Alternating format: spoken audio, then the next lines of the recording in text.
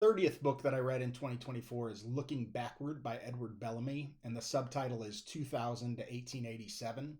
This is a book that I read in undergrad in a utopian literature class that I took, and I remember it being good and interesting, but of course I was also 19 years old. This book does not really hold up very well for me. It's trying to be Brave New World. It's trying to be the opposite of Animal Farm, I suppose. Even though it's showing us the problems in society, it's still showing them to us in a positive way, whereas Animal Farm, of course, is showing them to us in a negative way.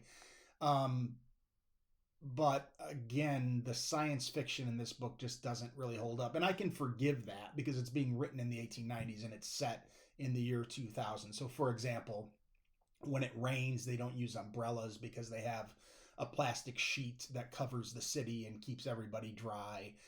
They have walkways similar to what we would have in airports, the moving walkways. They have that for their sidewalks, things like that. So, some pretty simple science fiction. But basically, this is a book that portends a utopian society to be socialist, to be Marxist.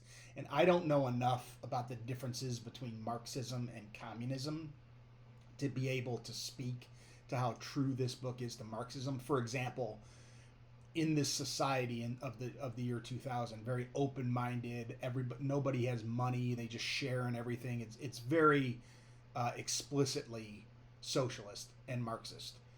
But they also have a free press, and I'm not sure if in a Marxist society there would be a free press or not. I suspect that there would be. That only in a communist society would the press be held down.